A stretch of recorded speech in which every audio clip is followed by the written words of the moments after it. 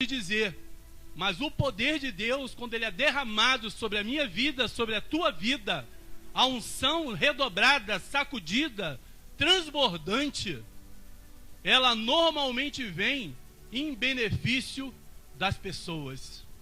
Deus, ele usa isso para aproximar pessoas de nossas vidas.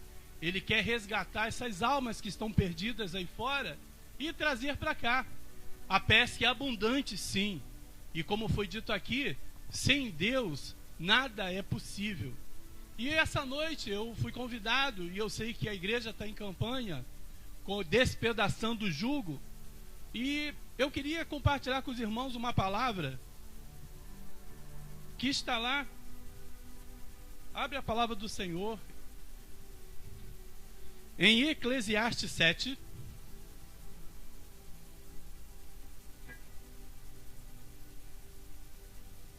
Amém? Eclesiastes 7, capítulo 7, verso 7. Amém? Diz assim a palavra do Senhor em Eclesiastes, capítulo 7, verso 7. Verdadeiramente a opressão faz endoidecer até o sábio, e o suborno corrompe o coração. Amém? Pode se assentar. Eu estava lendo a palavra e estava vendo que o jugo, ele, quando ele é citado, ele significa escravidão e opressão. A igreja do Senhor hoje vive momentos difíceis, mas a palavra diz que seria assim mesmo. O nosso papel é proclamar a verdade, porque a palavra de Deus diz que conhecereis a verdade e a verdade vos libertará. E Deus, ele deseja ver uma igreja santa, uma igreja, um povo alcançado pelas bênçãos de suas palavras, um povo que chega num lugar e faz diferença onde nós estamos, seja aqui no ministério, seja em nossa casa com a nossa vizinhança, seja em nosso trabalho, para a juventude ou na universidade ou na escola, não importa onde, mas as cartas vivas somos nós. A palavra do Senhor, ela é carregada por nós. Não adianta, como foi dito até aqui hoje, sermos eloquentes na palavra, sermos ótimos ministros, se nossa vida não está no altar do Senhor. As pessoas quando nos veem, as pessoas quando te olham, devem olhar como aquela mulher olhava para Eliseu. Eliseu, quando passava na porta daquela mulher, ela chegou uma vez e comentou com seu marido: vejo que esse homem que passa é um homem de Deus. E Deus, ele deseja isso da tua vida. Ele deseja que quando você passar, as pessoas possam dizer: vejo que essa pessoa que passa é uma pessoa do Senhor. Deus, ele tem esse amor no coração. A palavra de Deus fala que o verdadeiro amor lança fora todo medo. E as pessoas, a cada dia mais, têm medo. Mas esse medo que a palavra de Deus fala, não é esse medo normal nosso, de termos pavor ou de temer algumas coisas. O Senhor, ele nos tirou da lama. O Senhor nos resgatou do pecado. O Senhor nos tirou das trevas e nós começamos a caminhar no caminho da luz. E à medida em que nós vemos a luz, nós começamos a ver quem nós verdadeiramente somos. E o importante é que eu e você possamos ser honestos com nós mesmos. Quando nós estivermos na luz, que eu possa saber verdadeiramente quem eu sou, quem você é, para poder falar com Deus e pedir a Ele verdadeiramente o que eu preciso para mudar a minha vida para melhor. O caminho da luz é esse. É nós estarmos caminhando no Senhor e falarmos para Ele: Senhor, eu tenho andado na mentira. Senhor, os meus caminhos não são retos. Meu Deus, preciso do teu favor, da tua misericórdia. E o medo que a palavra de Deus fala, ele vem dizendo o seguinte: olha, não importa o que você fez até hoje, não tenha medo, porque isso não é impedimento de você morar no céu comigo. Isso não é motivo para que você não esteja vindo à casa, a minha casa, a casa do Senhor, para poder aprender um pouco mais, para essa luz poder te atingir. Porque o objetivo de Deus, o objetivo de Jesus, quando estava no meio de nós, quando ele via algo errado, quando ele via uma vida no pecado, ele não recriminava, ele ensinava. O ministério de Jesus na terra foi um ministério de ensino. Quando ele abriu o livro do profeta Isaías, ele leu, o evangelista Lucas, ele fala, e Jesus ele fala: eu não vim para julgar, eu vim para salvar.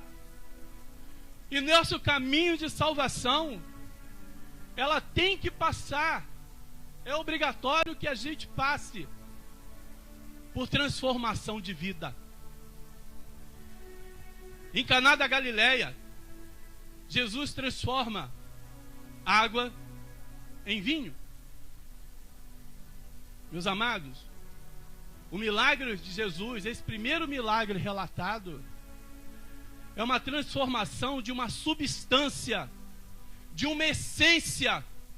A água não tem nada a ver com vinho, mas ele transformou no melhor vinho, segundo o especialista, o mestre Salas, daquele tempo. E é isso que ele fez na minha vida. Jesus transformou o meu caráter. Jesus, ele vem transformando a cada dia. Ele vem transformando o teu. Porque não adianta a gente falar de Deus, dizer que é do Senhor, se eu não tenho um bom caráter. É necessário que a igreja do Senhor seja uma igreja reconhecida pelo seu caráter. Eu conheço alguns amigos que trabalham em recrutamento e seleção, psicólogos, administradores, e eles conversam comigo, e uma das razões, e os primeiros currículos, as entrevistas, eles querem saber qual a fé que você professa. E eles selecionam a pessoa que é crente. A pessoa que diz que é evangélico, eles já colocam à parte. Porque já há um indício de que houve uma transformação e é uma pessoa com um bom caráter. Mas aí, essa pessoa entra, essa pessoa alcança, Deus abençoa, ele está na campanha, está no monte, está na palavra, está sendo liberto. E quando chega lá, quando a bênção vem, ele já acha que não precisa mais de Deus. Ele já acha que não precisa mais da ajuda dos irmãos. Aquele pastor que abençoava, a mão dele já não é suficientemente forte para abençoar, continuar abençoando a minha vida. Afinal de contas, eu me elevei de nível, pastor. Eu estou numa universidade, eu estou num doutorado, eu estou ganhando muito mais. O meu barco já não aguenta mais de tanto peixe. E eu abandono as coisas do Senhor. E eu começo a caminhar para a distância de Deus. E a igreja do Senhor hoje, ela anda oprimida. E é interessante que eu vejo alguns jovens oprimidos por estarem na casa de Deus. Por que oprimido? Porque não consegue falar para os seus amigos de Deus. Se escondem dizendo que são cristãos. Não consegue. As meninas, os rapazes, não sabem mais o que é se guardar, o que é se preservar. Preferem usar artimanhas. E essas artimanhas procedem do maligno. Aí Satanás, ele entra na vida da pessoa. E ele é o pai da mentira, pai do engano. E a opressão, ela tem essa característica. É a característica do engano. Eva foi oprimida. Ela recebeu a opressão da serpente. E quando nós estamos nessa situação do pecado, as pessoas que estão nos olhando, elas acham que não tem mais jeito. Entrou no caminho das drogas, entrou no caminho da prostituição, entrou no caminho do adultério, entrou no caminho da frieza espiritual. O que louvava não louva mais. Chegou um novo membro, pastor olhou, orou, Deus falou e colocou no louvor, aí o outro já sai. E assim vamos caminhando nessa deformidade. Se você chega, está acostumado a sentar no primeiro banco, chega outra pessoa, vai e senta, já está no meu lugar e já não serve mais. Nós temos que começar a entender que a opressão, ela tem uma cara. A opressão, ela vem da pressão, coração apertado, angústia. E é um caminho para a depressão, é curto. Uma igreja deprimida é uma igreja fria, vazia. Porque você não consegue mais ter esperança num Senhor, num Deus que diz a palavra que há alguma coisa impossível para mim. Aí eu já não acredito mais. Campanhas como essa, semanas de culto como essa, louvores, profetas do Senhor se levantam, mas a igreja não acredita mais. A igreja não acredita mais. Domingo, culto abençoado, mas quando sai, aquela alegria, aquele entusiasmo, morre. É uma segunda-feira oprimida, é uma segunda-feira vazia. E nós temos que começar a nos importar o seguinte: pastor, não importa a maneira que eu cheguei aqui, o que Deus se importa é como você vai ficar quando sair daqui. Ele quer saber como vai ser a tua vida lá fora. A palavra de Deus diz que de dia adoravam a Deus, mas à noite adoravam a Baal. A igreja não pode ficar como o salmista, alegre, feliz, mas quando sai diante das circunstâncias da vida, porque a palavra de Deus, ela não é mentira. Ela diz que nós teríamos aflições, nós temos problemas, sim. Afinal de contas, o que diz a palavra? Que a nuvem dele, o sol, é sobre todos. Então, o que acontece com o ímpio, diante de um quadro generalizado, acontece com a gente também. A grande diferença, e aí vem a palavra de Deus, que quer saber como é que você está vivendo a tua vida. Como é que tem sido a tua vida? O que você tem feito da tua vida? A palavra de Deus, queria que os irmãos abrissem. Olha só o que diz em Jeremias 6,16, amém?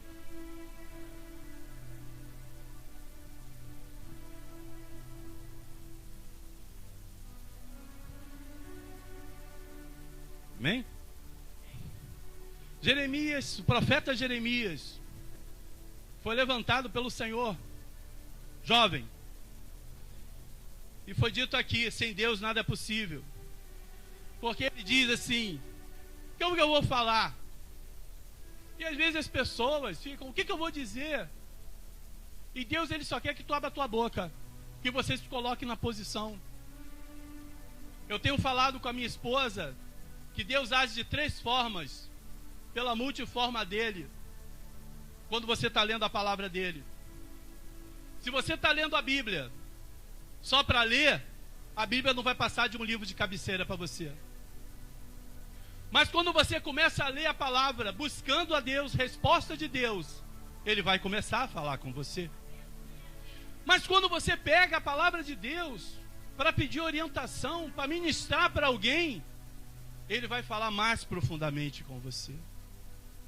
Ele vai começar a te usar como profeta dele, revelando coisas que estão no oculto, mas que vem à luz e clareia, e você consegue. Você não vai ser enganado, meu irmão. Você não vai ser enganada, minha irmã, porque você vai conhecer a verdade. Mas aqui Jeremias, no capítulo 6, a partir do verso 16, diz assim: assim diz o Senhor, ponde-vos nos caminhos e vede, perguntai pelas veredas antigas, qual é o bom caminho, e andai por ele, e achareis descanso para vossas almas. Mas olha o que fala: mas eles disseram, não andaremos nele. E mais à frente, diz assim: pus atalaias sobre vós, dizendo, estais atento ao som da trombeta, mas dissestes, não escutaremos. Igrejas como essa, o Senhor tem permitido que fiquem abertas. Deus tem falado no coração de homens, como esse pastor, para manter esse lugar, e falado no coração de muitos, para sustentar este lugar. Mas o interessante é que Deus fala no coração de muitos, mas como aqui a palavra diz, eles não querem escutar. Não querem escutar. Afinal de contas, por quê? Levantam pessoas, atalaias, para poder falar a palavra, para poder dizer da palavra, para poder falar a verdade. Mas as pessoas falam, eu não quero ouvir. Meus amados, despedaçar jugo requer maturidade espiritual. Despedaçar jugo requer uma vida de consagração ao Senhor. Despedaçar jugo requer obediência à palavra do Senhor. E despedaçar jugo requer obediência ao seu pastor. Meus amados, se você não consegue respeitar um pastor do teu ministério, o que dirá do Senhor? Que você não consegue ver, que Ele não vai te dar uma bronca, que Ele não vai te falar. Deus levanta homens. Não vou chegar aqui e exaltar, dizer que são homens perfeitos, porque nós não somos perfeitos. Nós temos as nossas falhas. Muitas das vezes nós temos os nossos medos, as nossas inseguranças. Nós subimos aqui tremendo. Quando eu fui convidado, eu falei, meu Deus, falar para esse povo. Não conheço esse povo. O que eu falo para esse povo? Pastor, será que eles vão me escutar? Será que eles vão me ouvir? Será que eles vão ouvir o que eu tenho a dizer, o que o Senhor tem a falar através da minha vida? Amados, Deus, Ele te ama. Sabe, a palavra do Senhor fala assim: pode uma mãe se esquecer de um filho? Sabe por que Ele fala assim, pode uma mãe se esquecer de um filho? Porque uma mãe nunca esquece do seu filho. Deus, Ele levanta isso. Escuta bem. Porque Deus sabe que uma mãe nunca desiste do seu filho. Ele já coloca aquele exemplo máximo. Por pior que seu filho seja, a mãe sofre por ele. A família sofre por você.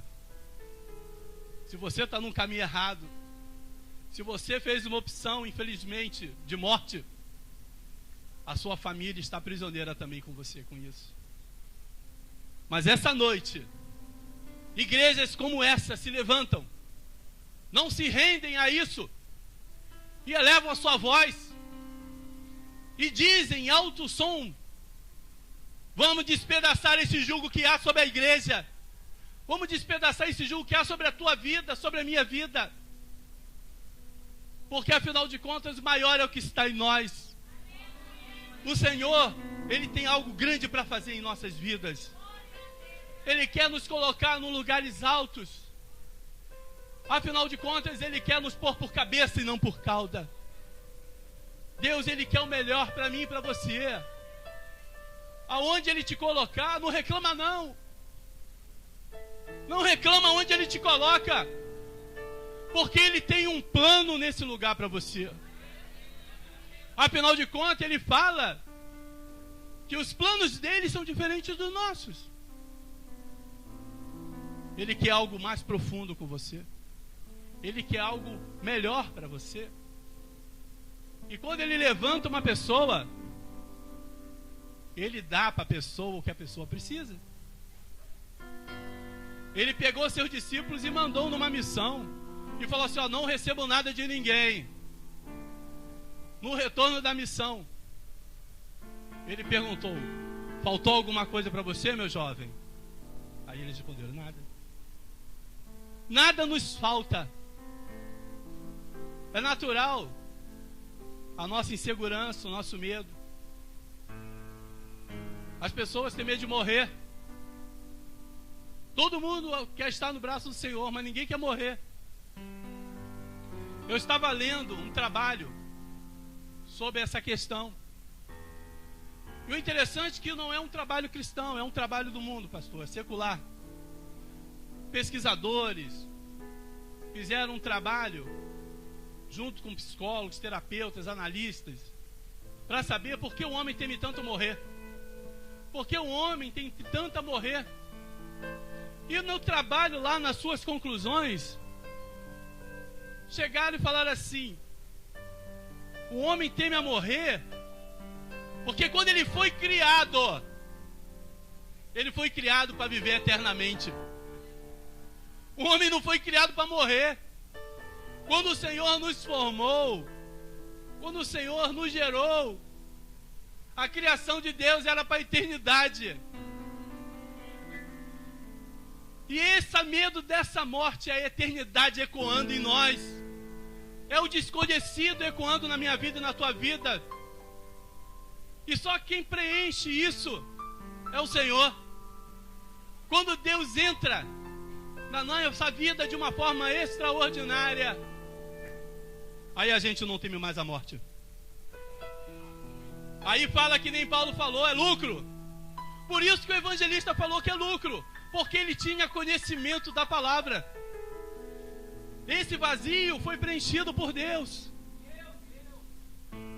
E tem pessoas que estão no vazio de Deus e preenchendo, pensando em morte, já planejando o seu funeral, como vai fazer.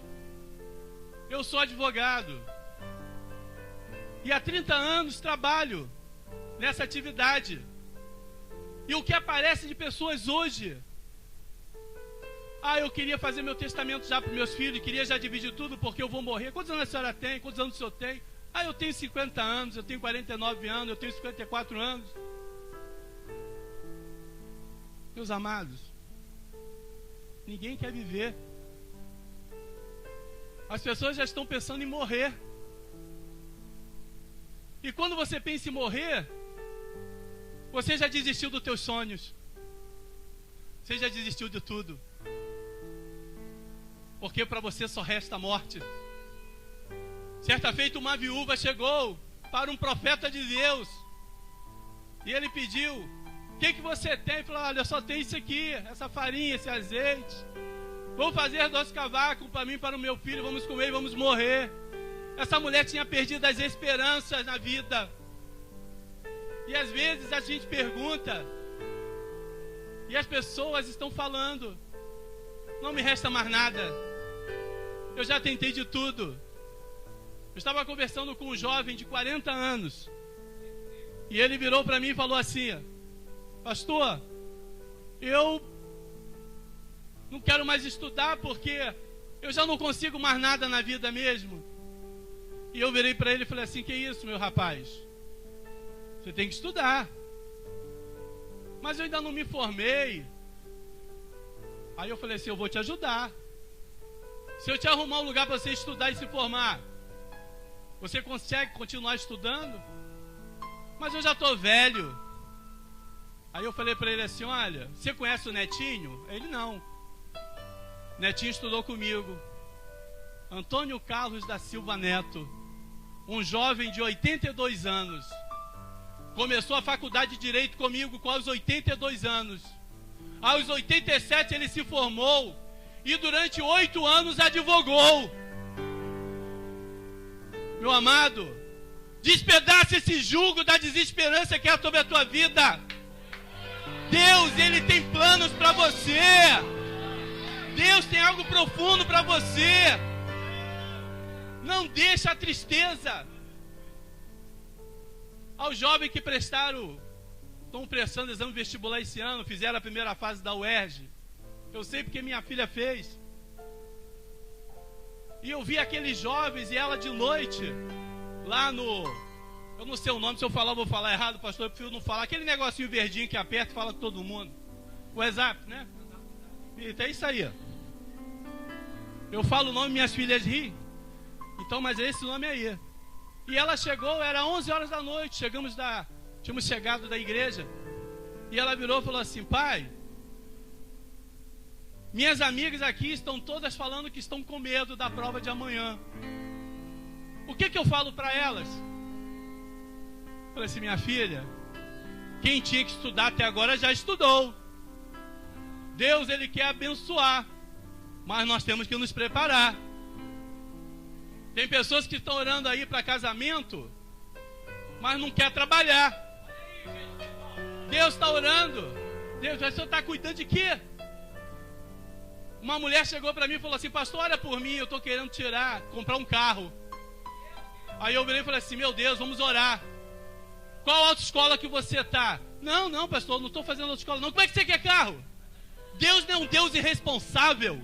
Deus não vai colocar um carro na tua mão se você não sabe dirigir. Deus, Ele quer fazer algo grande para você. Mas para isso, você tem que andar. Lembra de Abraão? Pegou Isaac e foi para o monte. Ia sacrificar seu filho. E ele caminhando no silêncio. E o filho perguntando, como toda criança, né? O que é isso? Eu falei: o que é isso? E ele em silêncio, a palavra só fala assim, ele dizia: o Senhor proverá. O Senhor quer prover na tua vida. O Senhor quer prover na tua vida. Mas para isso, para de murmurar, para de reclamar. Usa esse pouca farinha, esse pouco azeite que você tem. Meus amados, é do pouco que se começa. É do pouco que se começa. Você não consegue enxergar aonde Deus quer te levar. A palavra de Deus fala que se você estiver nele, ele estiver em você, você pode pedir qualquer coisa. Uma vez um homem chegou e me confrontou e falou assim: ah, é, pastor? Eu posso pedir qualquer coisa? Ele falou assim: mas se você estiver nele e ele estiver em você, só vai pedir coisa certa, meu filho. Deus não vai deixar você fazer coisa errada. Quando nós estamos no caminho do Senhor, quando nós estamos pela vereda certa, a gente não faz besteira. Mas para isso você tem que estar no caminho reto. Não adianta você estar num caminho torto e querer uma vida digna de você. Não cobra a Deus algo que Ele não vai te dar. Deus, Ele só vai abençoar você se você tiver um coração abençoador. Não adianta. É a palavra. Deus, Ele quer te dar muito. Já reparou uma coisa? Tem pessoas no mundo, eu tenho vários amigos no mundo, que utilizam princípios bíblicos e estão se dando bem na vida. Eles usam o ensinamento da palavra. Eu tenho um filho que está na faculdade. E eu fiz um trabalho, estava fazendo um trabalho para a feira do São Luís Gonzaga, a feira do nordestino. E eu tinha reuniões sempre lá na feira de São Cristóvão. E para ver o que ia fazer, o que deixava de fazer. E eu, pastor, adoro comida nordestina, eu sou do norte. Sou do norte. Então, eu fui para lá para comer carne de sol, pastor. Não resisti. Feijãozinho de corda. Olha que mistério. Eu acho que o Maico vai me levar em algum lugar para comer isso. Amém.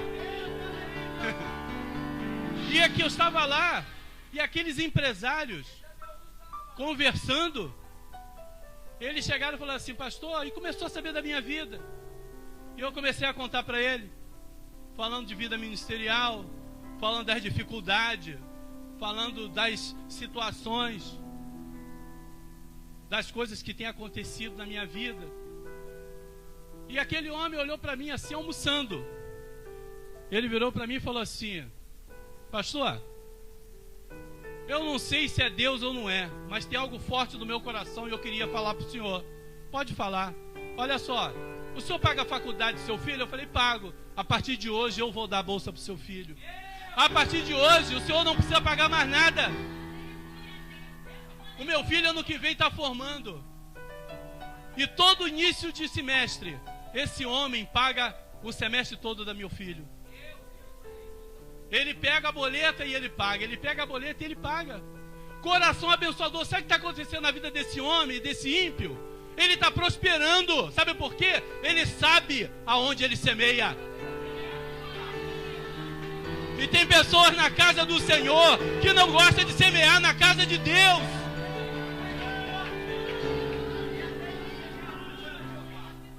Deus, Ele quer te abençoar. Deus, Ele quer te usar. Mas como é que você quer ser usado se você não é ousado? Nós temos que ter ousadia no Senhor.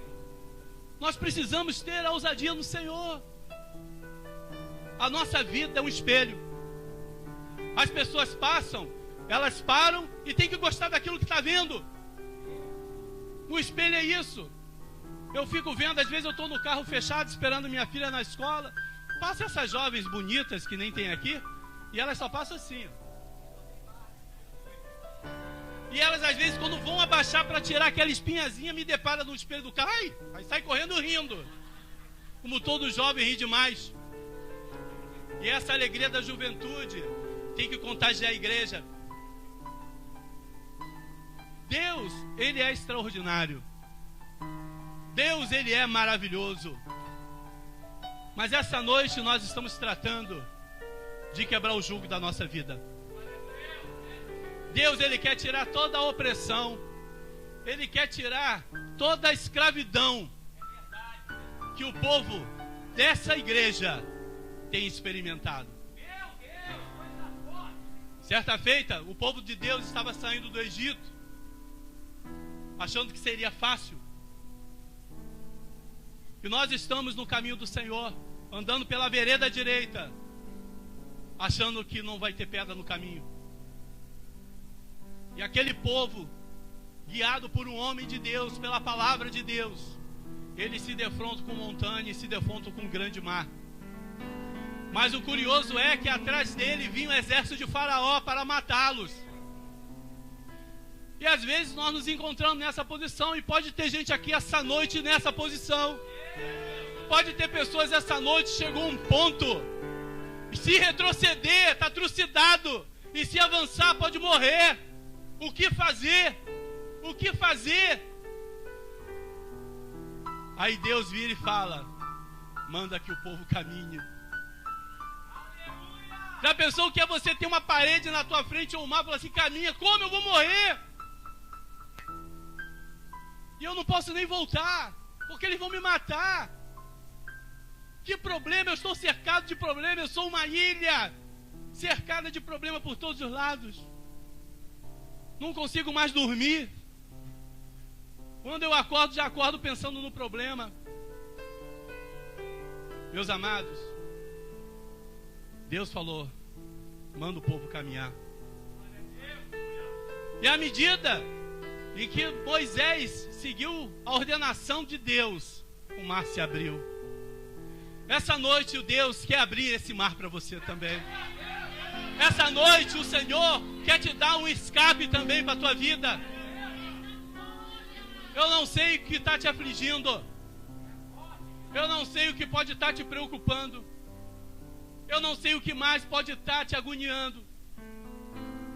Mas uma coisa eu sei: Deus é capaz de despedaçar esse jugo da tua vida.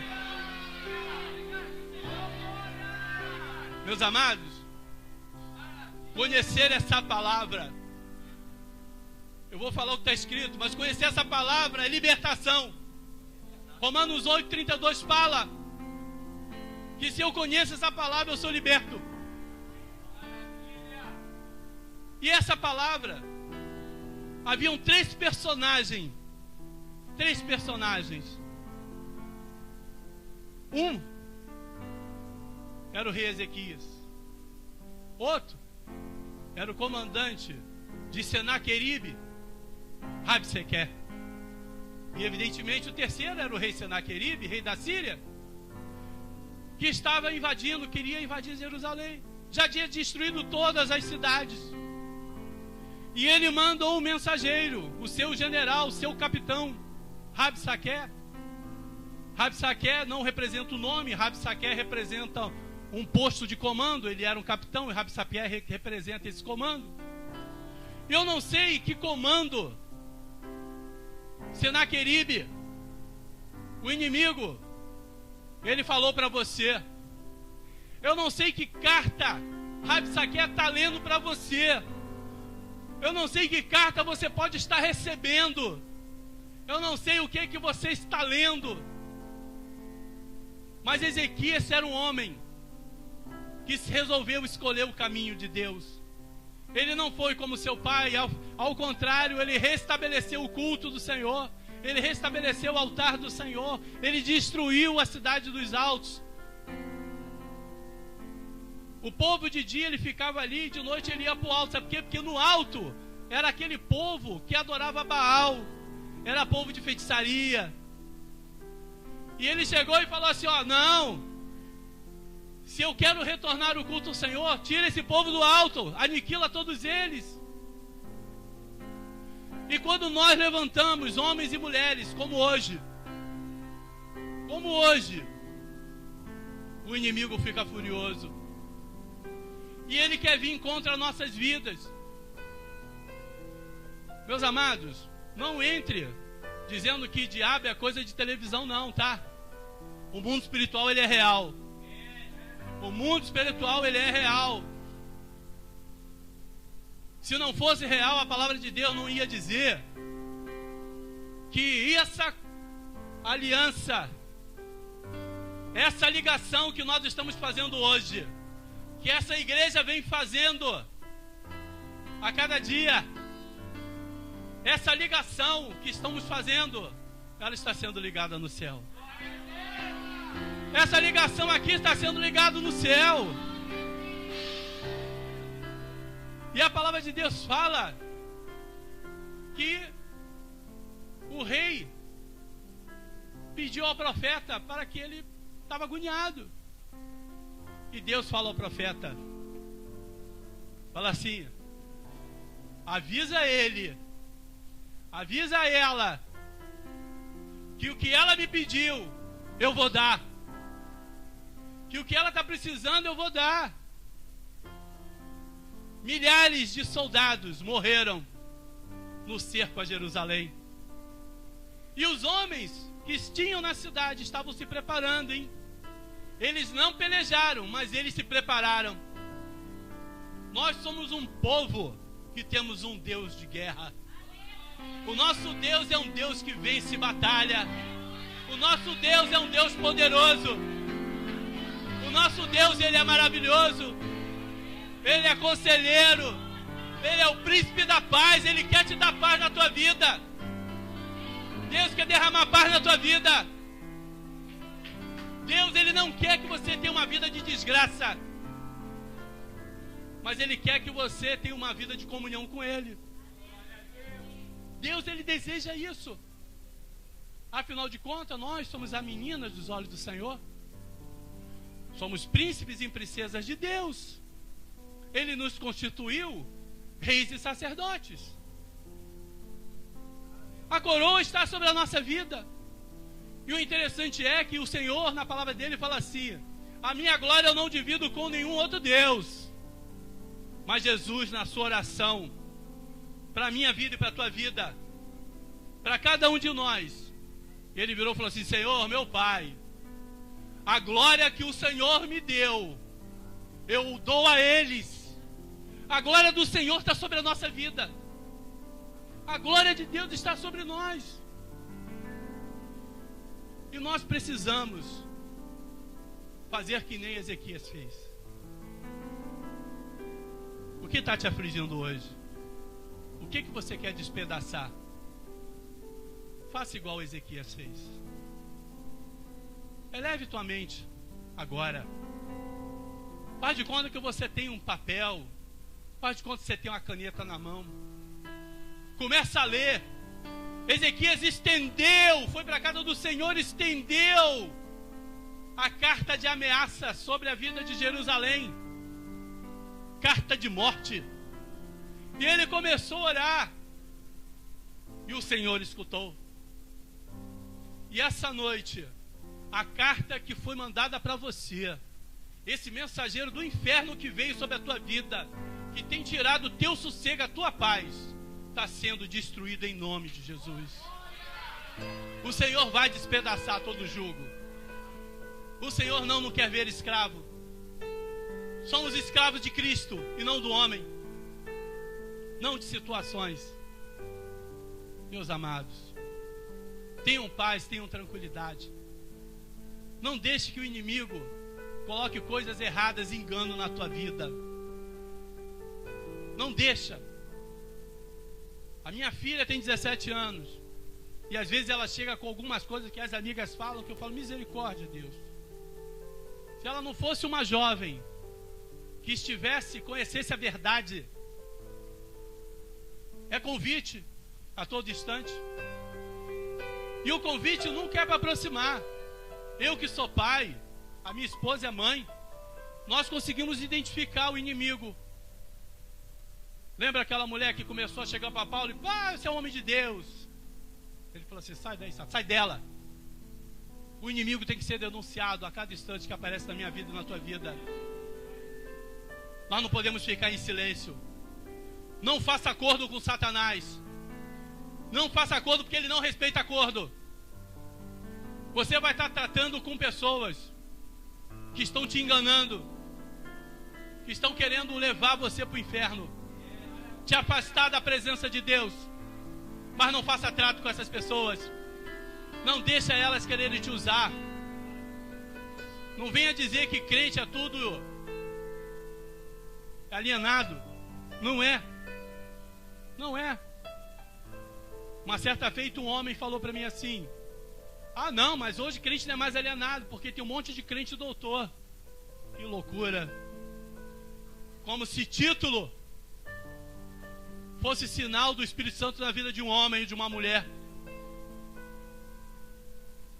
Eu já vi pastores, já vi homens de Deus, presbíteros, evangelistas, analfabetos, mas cheios da unção de Deus. E a unção de Deus levou eles a aprender a ler. A unção de Deus fez com que eles aprendessem a leitura da palavra. E Deus, Ele quer te levar nesse nível. O que você não conhece, o que você não sabe, Deus, Ele é capaz de fazer na tua vida. Não se importe com isso. A igreja do Senhor é uma igreja com unção. Aquela unção derramada sobre a vida de Arão, que escorria pela sua cabeça e descia pela sua barba. E essa óleo renovado dessa unção, que eu peço ao Senhor para derramar sobre essa igreja esta noite. Que o óleo precioso da unção possa estar sendo derramado sobre a cabeça de cada pessoa aqui, cada pessoa que entrou, e esse óleo fique nesses umbrais como o sangue do Senhor, e que possa atingir a cada pessoa que por ali passar. Deus, Ele é poderoso. Deus é maravilhoso. Deus, Ele quer te levar aonde você deseja ir. Mas para isso, é preciso que você tenha uma vida consagrada a Ele. Isso não é loucura, gente. Não é loucura. Ontem eu estava comentando com alguns irmãos. Pastor, para encerrar, que eu estou vendo que o horário já está em cima. E eu queria deixar isso para a igreja, para testemunhar o que Deus pode fazer. Duas coisas que eu vou falar. A primeira sobre a minha vida. Teve uma ocasião em que eu estava experimentando um momento muito difícil financeiramente na minha vida. Um momento terrível. Aqueles momentos em que a gente, o telefone toca, a gente já sente vergonha.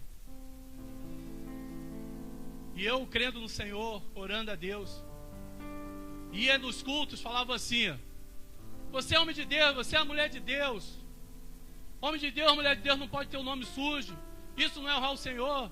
Isso não é digno do Senhor. Isso não é do Senhor. E eu saía daquele culto pior do que eu entrava, pastor.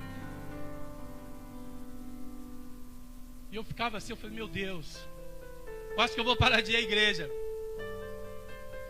Quem está no altar tem que tomar cuidado com o que fala. Porque ninguém fica doente porque quer. Ninguém deve porque quer. E eu sabia o que estava se passando na minha vida. E eu ficava naquela luta porque eu sabia. Aí um dia eu estava passando de carro, indo para casa. Eu falei: meu Deus, mais uma noite de tormento. Mas eu parei num sinal e veio a palavra do Senhor para mim. E eu cheguei e fiquei assim, indignado. Eu já estava indignado. Aí eu bati no volante do carro e falei: Senhor Jesus, me ajuda. Eu não sei mais o que eu faço, me ajuda, Jesus.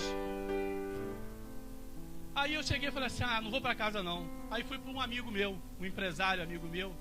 Fazia uns trabalhos para ele na época. Só para me divertir, ele era muito engraçado. Eu falei: vou levar para me divertir lá, para rir um pouco com ele. E quando eu cheguei lá, aquele homem falou assim: meu Deus, foi Deus que te mandou. E naquela noite, meus amigos, eu fechei um contrato e recebi em dinheiro 5 vezes o valor da minha dívida.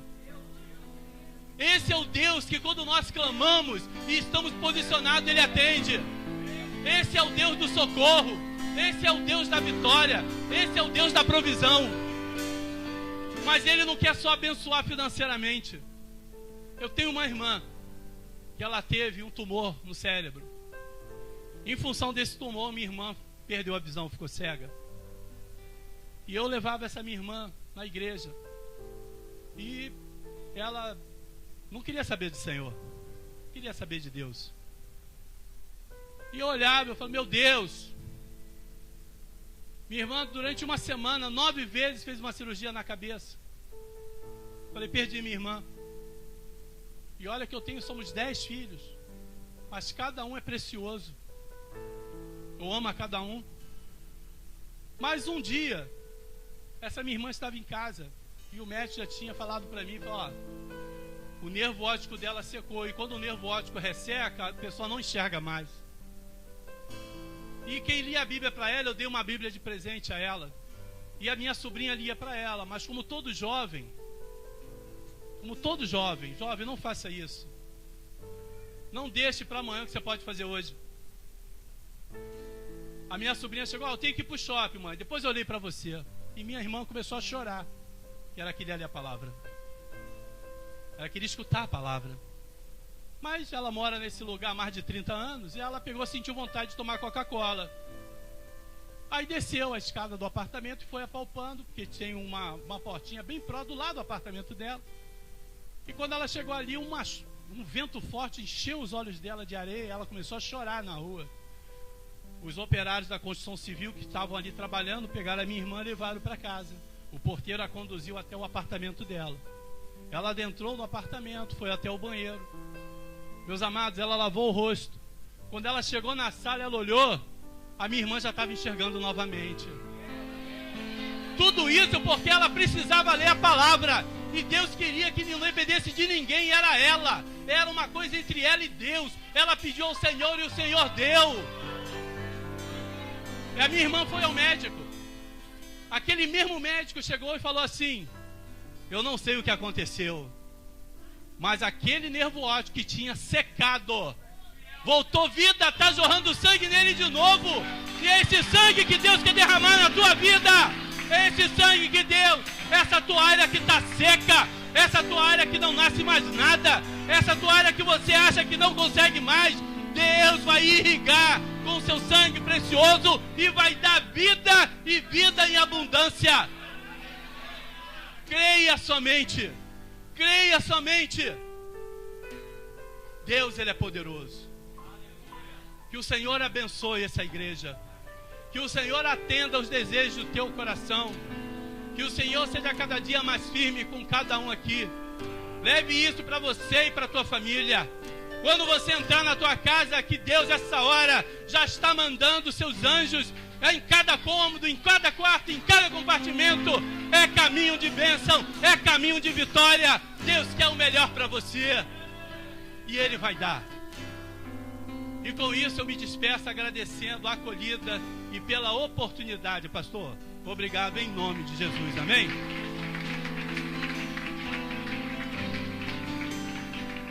Aleluia. Se coloque de pé, querido, no nome de Jesus.